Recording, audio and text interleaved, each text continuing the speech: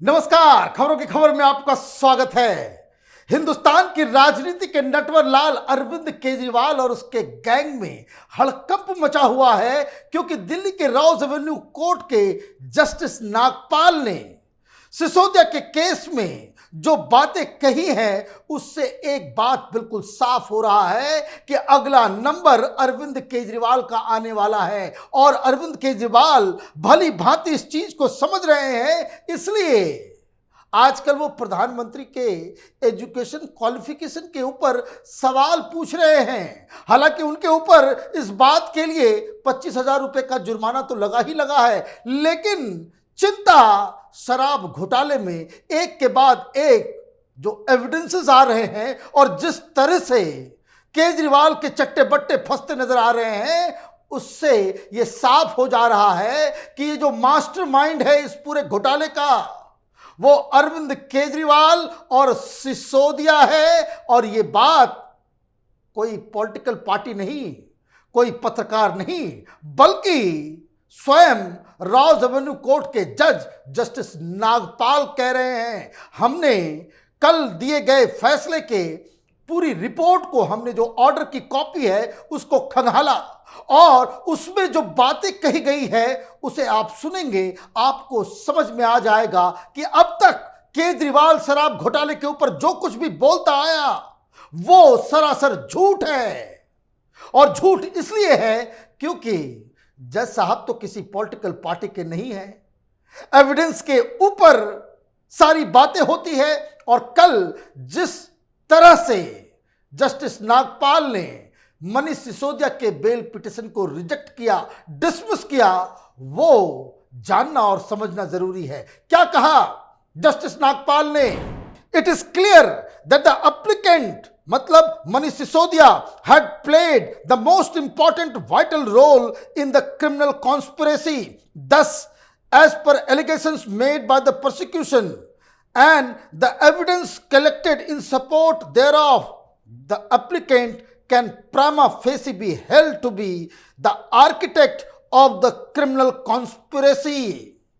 ये मनीष सिसोदिया के लिए, ये कट्टर ईमानदार जिसको बचाने के लिए केजरीवाल पिछले 4-5 महीने से हर दिन नाटक नौटंकी करता आ रहा था और आम आदमी पार्टी के प्रवक्ता एक के बाद एक झूठ बोलते चले आ रहे थे, उसका पर्दाफाश इन 3 लाइन में बहुत ही क्लियर कट नजर आ रहा है कि ये मनीष सिसोदिया ये कोई बच्चों को शिक्षा देने वाला मंत्री नहीं है, बल्कि शराब घोटाले में हुई क्रिमिनल कॉन्स्पिरेसी का आर्किटेक्ट है, ये मास्टरमाइंड है। लेकिन मसला यहीं तक खत्म नहीं होता।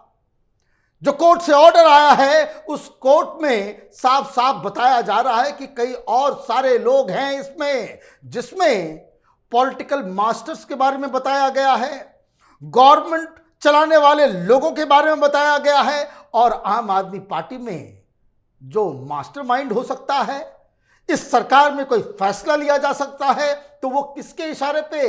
तो अरविंद केजरीवाल। तो मतलब ये है कि अगर क्रिमिनल कॉन्स्पिरेसी हुई है, अगर कार्टेलाइजेशन हुआ है, घोटाला हुआ है, पैसे का बंदर बांट हुआ है, तो अल्टीमेटली इसमें अरविंद केजरीवाल का हाथ है। क्योंकि ऑर्डर की कॉपी में और भी कई सारे खुलासे हुए हैं। क्या कहा गया ऑर्डर की कॉपी में? The evidence collected so far clearly shows that the applicant through the co-accused Vijay Nair was in contact with the South lobby and formulation of favorable policy for them was being ensured at every cost, and a cartel was permitted to be formed to achieve monopoly in the sale of certain liquor brands of favored manufacturers, and it was permitted to be done against very objective of the policy. Thus, as per allegations made by the prosecution and the evidence collected in support thereof, so far the applicant can prima facie be held to be architect of the said criminal conspiracy. दो बार इस order में justice Nagpal ने कहा। क्या है इसका मतलब? इसका मतलब यह है कि जो कोर्ट के पूरे डिटेल ऑर्डर हैं उसमें जस्टिस नागपाल ये कह रहे हैं क्या मनीष सिसोदिया विजय नायर के साथ मिलके पॉलिसी में इन लोगों ने बदलाव किया? और ये विजय नायर कौन है? ये आम आदमी पार्टी का मीडिया कोऑर्डिनेटर है, ये केजरीवाल का दाहिना हाथ है। इस तरह के चैट्स ऑलरेडी सीबीआई और ईडी के पास है, जिसमें केजरीवाल ने वीडियो कॉल के ऊपर यह कहा था कि विजय नायर मेरा आदमी है। मतलब विजय नायर गया तो केजरीवाल भी गया।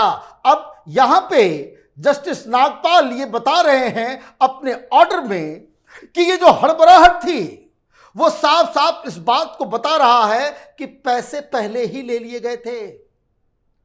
25 से 30 करोड़ रुपए एडवांस में विजय नायर ने इस साउथ लॉबी से ले लिया और पैसे लेने के बाद जो तब्दीलियां करनी थी कानून में ताकि साउथ लॉबी को फायदा हो सके, उस कानून में बनाने में यह पूरी तरीके से कॉन्स्पिरेसी रची गई।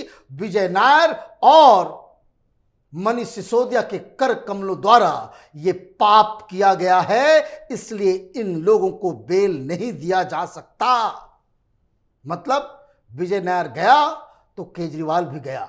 आगे क्या लिखा है इस ऑर्डर में? CBI not only shows applicants' active participation in the above criminal conspiracy, but also the prima facie commission of some substantive offences of the PC Act by him. There is also nothing apparent on record to infer or show that arrest of the applicant in this case was illegal or violative of any directions of the Honorable Supreme Court or Honorable High Court, and rather the material placed before this court by the CBI justifies the arrest of the applicant in the case. साफ साफ ये केजरीवाल ये कहता चल रहा है, संजय सिंह ये अलग अलग जो केजरीवाल के चट्टे बट्टे टेलीविजन पे आके झूठ बोलते हैं कि इलीगल तरीके से बंद कर दिया गया। जस्टिस नागपाल कह रहे हैं कि जो एविडेंस है, जो इन्वेस्टिगेशन है और हमारे सामने जो सबूत पेश किए गए हैं, उससे एक बात साफ है कि इस व्यक्ति को जो गिरफ्तार किया गया वो जायज है और इस व्यक्ति को हम बाहर नहीं छोड़ सकते। और मैं आपको बताऊं, इन लोगों की धूर्तता को, कोर्ट को ये बरगलाने की कोशिश में जुटे हुए थे। इन्होंने कहा कि देखिए और भी कई सारे अक्यूज्ड हैं इस केस में, सबको बेल मिल गया है, मनीष सिसोदिया को क्यों रोक रहे हैं? जस्टिस नागपाल ने कहा ये प्राइमा फेसी मास्टरमाइंड है, आर्किटेक्ट है ये इस घोटाले का, इसे नहीं छोड़ा जा सकता, इसकी आदत खराब है, इसने फोन्स को डिस्ट्रॉय किए, एविडेंसेस को डिस्ट्रॉय किया, ये कोऑपरेट नहीं कर रहा है, इस आधार पे हम इसे बाहर जाने नहीं दे सकते। तो सिसोदिया के वकील ने कहा कि मेरी पत्नी जो है वो बीमार रहती है, ये है कागजात, मेंटल इलनेस है। जज साहब ने उन कागजात को भी देखा और अपने ऑर्डर में लिख के बताया कि आप तो कह रहे हो कि जो मेंटल इलनेस है वो 20 साल से है और कागज पिछले 1 साल का दे रहे हो। मतलब ये कि आप कोर्ट को बरगलाने की कोशिश कर रहे हो। और जस्टिस नागपाल ने कहा कि आप ये जो बहानेबाजी कर रहे हो उससे कोई चीज प्रूव नहीं होता और कोर्ट को ये लगता है कि मनीष सिसोदिया की पत्नी अपने आप सरवाइव कर सकती है। उनके सर्वाइवल के लिए जरूरी नहीं है कि मनीष सिसोदिया को जेल से बाहर आना। तो हर प्रकार का तिकड़म अरविंद केजरीवाल, मनीष सिसोदिया और उसके गैंग ने कोर्ट के अंदर किया, लेकिन रिजल्ट क्या आया? 0 बटा सन्नाटा। ये लोग शराब घोटाले पे अब तक झूठ बोलते आ रहे थे और झूठ इसलिए बोल रहे थे कि कहीं इस जांच की आंच में ये पढ़ा लिखा शातिर पैथोलॉजिकल लायर अरविंद केजरीवाल न फंस जाए। और जब ये समझ में आ रहा है इन लोगों को कि बचना नामुमकिन सा है, तो ये लोग नाखून कटा के शहीद बनने की कोशिश में जुटे हुए हैं कि कल केजरीवाल को पकड़ा गया तो वो ये कह सके कि हमने प्रधानमंत्री के एजुकेशन क्वालिफिकेशन के ऊपर सवाल उठाया, हम प्रधानमंत्री के ऊपर अटैक कर रहे थे, इसलिए बदले की कार्रवाई के तहत मुझे गिरफ्तार किया जा रहा है। कोर्ट में ये बातें तो नहीं चलती, लेकिन राजनीतिक रूप से आप इससे फायदा उठाने की कोशिश कर सकते हो। लेकिन कोर्ट के अंदर तो आपको सबूत देने होंगे। और जज साहब, जस्टिस नागपाल, वो बार बार इस बात को कह रहे हैं कि जो एविडेंसेस आए हैं उससे ये साफ साफ प्रतीत हो रहा है कि घोटाला हुआ है।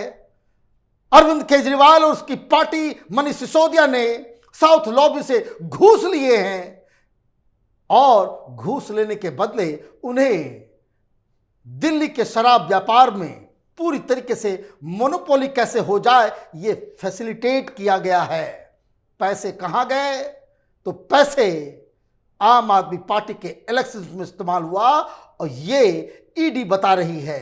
कहने का मतलब ये है, तुम लाख चतुराई कर लो लेकिन कानून के शिकंजे से बचना अब नामुमकिन सा होता जा रहा है।